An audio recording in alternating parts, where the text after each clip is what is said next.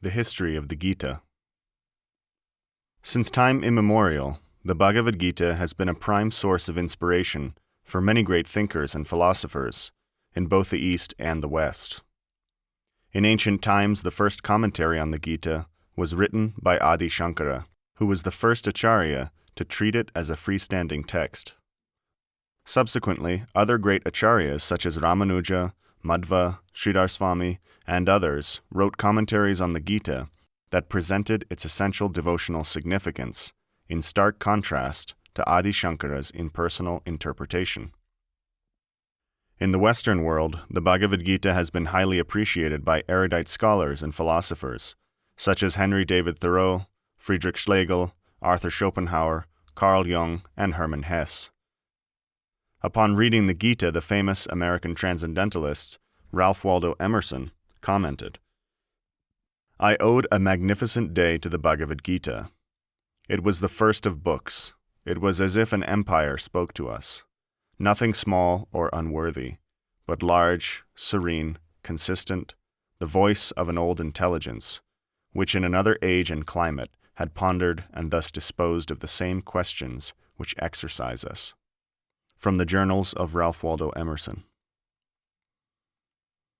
Originally, the Bhagavad Gita is part of the ancient historical epic, the Mahabharata, composed by the great sage Vyas in approximately 3100 BCE. The 18 chapters of the Bhagavad Gita are found within the 6th canto of the Mahabharata, known as the Bhishma Parva, which altogether contains 117 chapters. Initially, Vyas wrote the 8,800 core verses of the Mahabharata, and later his disciples, Vaishampayana and Sutta, added further historical details until the Mahabharata finally consisted of 100,000 verses, 7 times the size of Homer's Iliad and 15 times the size of the King James Bible. The word Mahabharata means the history of Greater India and recounts the story of 2 feuding royal families, the Pandavas, the sons of Pandu, and their cousins, the Kauravas, the sons of Dhritarashtra. Both Pandu and his brother, Dhritarashtra, belonged to the royal Kuru dynasty of Hastinapur, modern-day Delhi. Although Dhritarashtra was the elder of the 2, he was born blind, and so the throne was passed on to Pandu, who became the heir apparent. However, Pandu died untimely, leaving 5 children, Yudhishthir, Arjuna, Bhima, Nakula, and Sahadev. While the Pandavas were still young, their uncle Dhritarashtra assumed the throne as regent until they were of age to rule the kingdom. Yet due to his excessive paternal attachment, Dhritarashtra schemed that his own sons, led by the corrupt Duryodhana, would ascend the imperial throne. To this end, and with the consent of his father, Duryodhana made several assassination attempts upon the lives of the Pandavas. Despite the wise counsel of his grandfather Bhishma, his uncle Vidura, and his military teacher Drona, Duryodhana continued to plot against his cousins. Yet due to the protection of Sri Krishna, the Pandavas were able to foil all his murderous attempts. Historically speaking, Sri Krishna was the nephew of Pandu's wife, Queen Kunti, and was thus the cousin of the Pandavas. However, Krishna was not simply a royal prince, but the Supreme Person himself, who had descended to earth to perform his pastimes and to establish the principles of Dharma. Due to their righteous behavior, Sri Krishna always favored the Pandavas.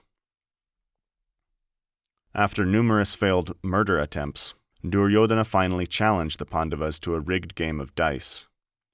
Duryodhana cheated and won the game, and the Pandavas lost their kingdom. The result was that the Pandavas were forced into exile for 13 years. After completing their 13 years of exile, the Pandavas returned to the capital and requested Duryodhana to return their rightful kingdom. When the proud Duryodhana flatly refused, they requested him to at least give them 5 villages to rule over. At this, Duryodhana curtly remarked that he would not even give them enough land in which to drive a pin. Although the Pandavas sent Sri Krishna as an ambassador to sue for peace, Duryodhana blatantly refused to listen. War was now inevitable.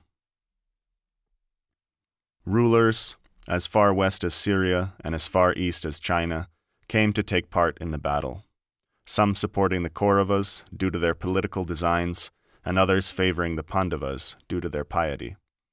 During this fratricidal war, Krishna stated that he would not take up arms for either side, but accepted the position as Arjuna's charioteer.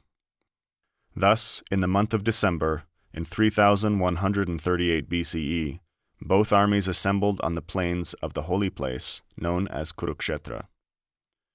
The significance of Kurukshetra is related in the Vamana Purana, that narrates how the virtuous king Kuru, the ancestral patriarch of the Pandava and Kaurava dynasty, performed rigorous austerities at Kurukshetra. Because of this act, Kuru was given two blessings. Firstly, that Kurukshetra would be named after Kuru, and secondly, that anyone who died at Kurukshetra would attain the celestial planets.